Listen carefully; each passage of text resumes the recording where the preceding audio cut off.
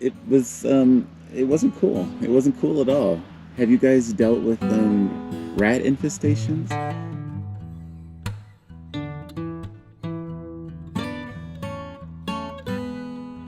Here on the property, one of the ways that we try to deal with the rodent problem are these contraptions. It's just a 2x4 piece of wood. It's a dowel with a piece of PVC pipe around it. You drill holes in both sides of the bucket, slide the dowel through, and then you put a little peanut butter on that, and which attracts the mice. You put water in the bottom, and then when they go out on that, they slip off of the PVC pipe before they can really get at the peanut butter, and they fall into the water, and they pass away. They have a pool party. I mean, no, they pass away. So that actually has helped us quite a bit to control the population, because whereas mice, there can be just millions of mice. Pack rats, I think, kind of have like a bit of a territory. So there might only be one there, and then there's one, quite a ways down there. But you don't find like 10 of them in one area like you would a mouse. So let me show you what I'm doing over here in my under my hood, and what I found last night, which put a little terror in my heart. So I have just this basic Walmart motion detector light, right, Olive? Yeah. What's that? And solar. I don't know if that really works, but it lights up when something comes near. I have these rope lights. They're fairy lights, which have lots of different settings. They're just white in color, but they do strobe. They do all different chasing. They do blinking. They do all different things. And yeah, it's relatively inexpensive. This on Amazon. This little plastic tube protects the wires somewhat, and I've had this one for about a year, I think. It's working fine.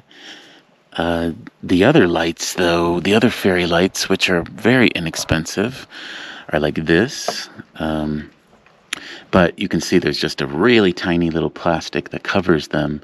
And the wire is very cheap and fragile. So, yeah, potential problems there. And all of them run off of these little solar panels, which are very small. They have an on and off. They have a mode, so you can choose the blinky, the solid, whatever you want. I definitely choose the most obnoxious strobe type light that it offers. And I really haven't had a problem with my engine. Because there's a layer of dust on everything, you can usually see tracks of them walking around, and I think they're just normally exploring, seeing what's up here, any food, any easy place to make a nest. So, and I haven't seen that, and that's what I do is I check it all the time, because my hood is always open. When you're out here, you have to keep your hood open, because they really want a dark place to make a nest and hang out. So having the hood open helps a bit. And then these two lights I have here, I just drop them down inside of the engine, and so they make the engine like it's a disco party in here, and the mice aren't that fond of it. But last night, after doing an evening walk, and it was a little late, kind of dark, I noticed my engine, there was no disco going on. So, that alerted me, and I took a look.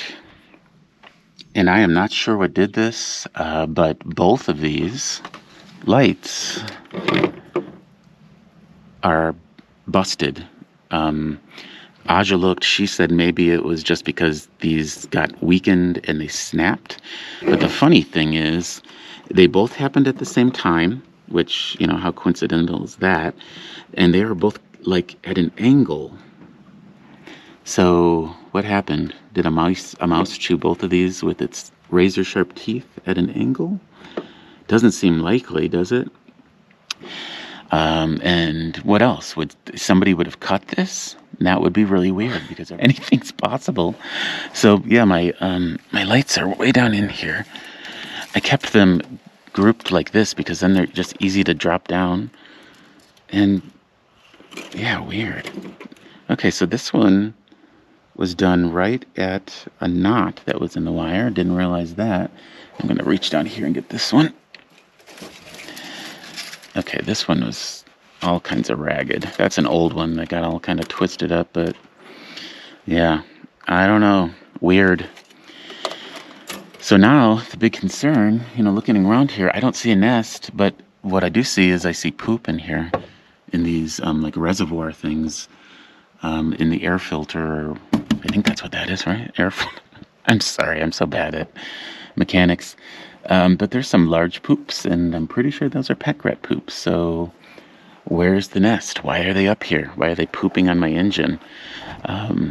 Yeah, I don't see anything. And I haven't tried to start it yet. Ooh, I see one thing back there that looks... Oh, no, that's a stick. So yeah, that would be maybe a pack rat, or possible stick might have just jumped in here. I thought it was a frayed line or something, but it's not. It's a stick. I don't know. But what I'm going to do is start the engine up and, that it starts. I don't want a replay of before. Oh my goodness. I'm going to start it now. Fingers crossed. Please, everyone, say a little prayer. Send me good vibes. This is life in the desert. Good times.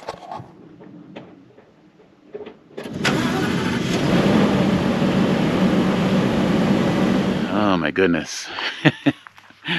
Yeah, so this is northern Arizona in the high desert, and what is the big danger here? Rats and mice, specifically pack rats. Yeah, I'm going to tell you a bit of a horror story. What happened to me about a year ago, or maybe it was longer. I kind of blocked it all out. But I'm going to take you back to the scene of the crime and tell you about what happened. Yeah, pack rats. A rat infestation here in Arizona, it's a little different than back home in Chicago. These rats definitely look different than the rats back home. They're kind of cute.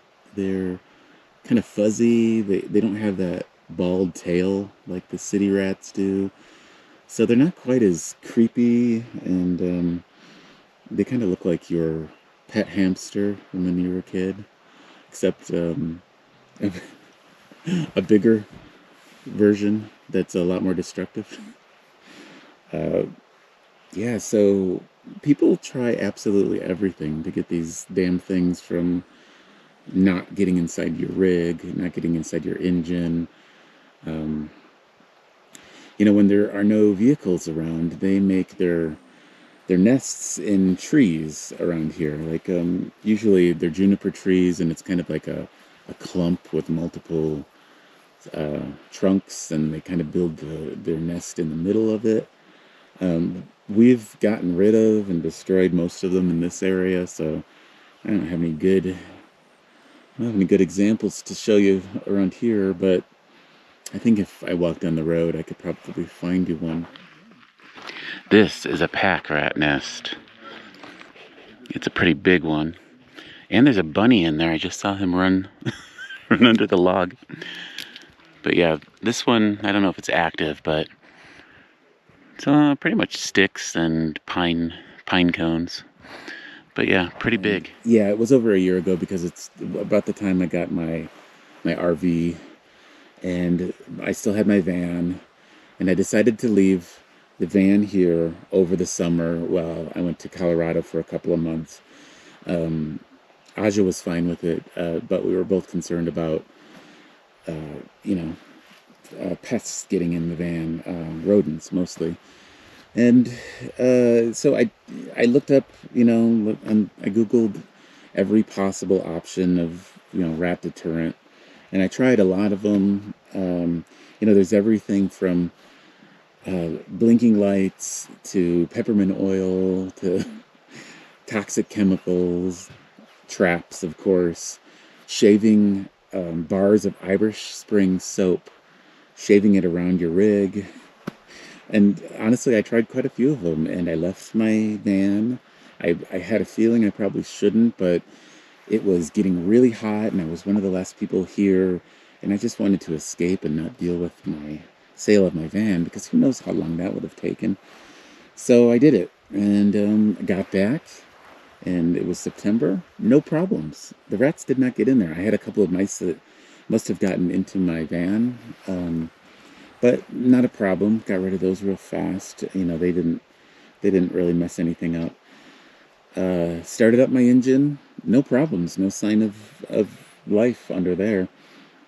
And then everyone started to come here because it was September, and that's when people swing through these parts. You know, it's really beautiful weather. And then there's Aja's birthday extravaganza.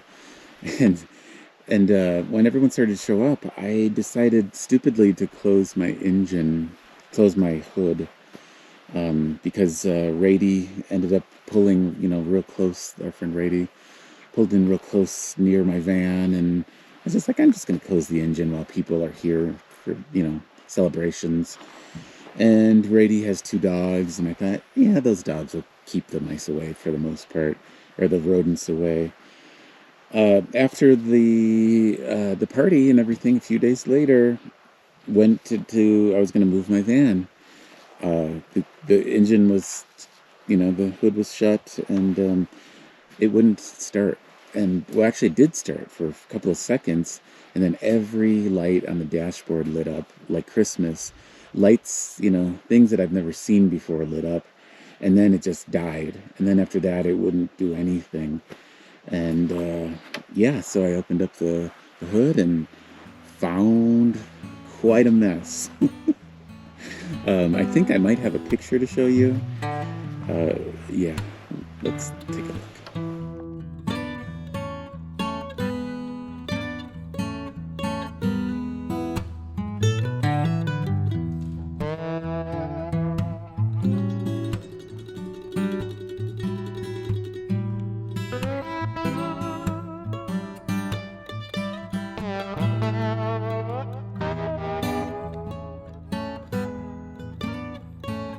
So returning to the scene of the crime, it's just right across the little drive from the main camp area right here, and pretty close to where I park my RV.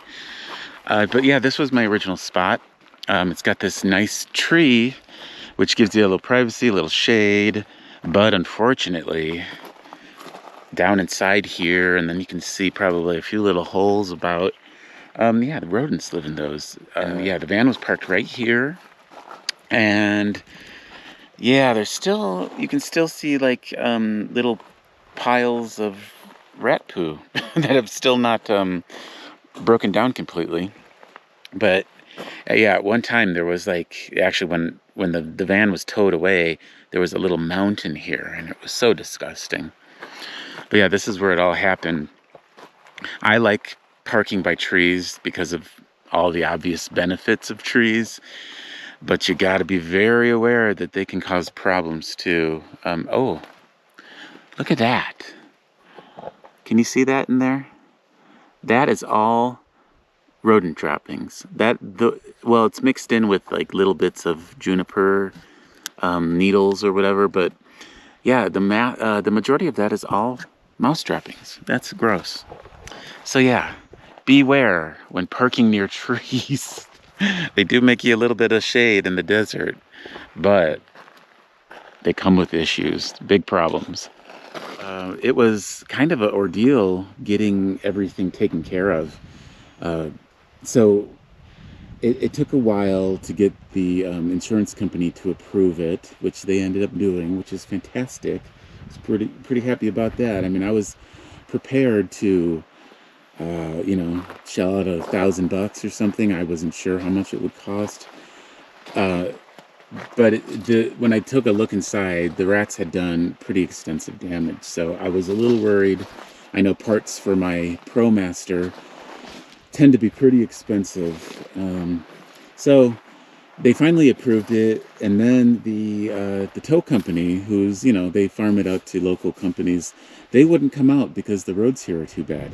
we're pretty far back. You have to drive, it's not 10 miles, but I think it's more than 5. And the roads in dry conditions are a little questionable, and in wet conditions, you better have some kind of 4-wheel drive. You definitely get back here, but then they got to put my huge van on the back of it and get it out of here. So they were not real keen on it. And finally, they decided they were coming. They got here. I'll show you a picture of my van being, taken out of here. He got out just fine. I was a little concerned for him. It's a lot of weight to go down these muddy, deep water puddle roads. And got it to Flagstaff, which is the nearest dealership, Ram dealership.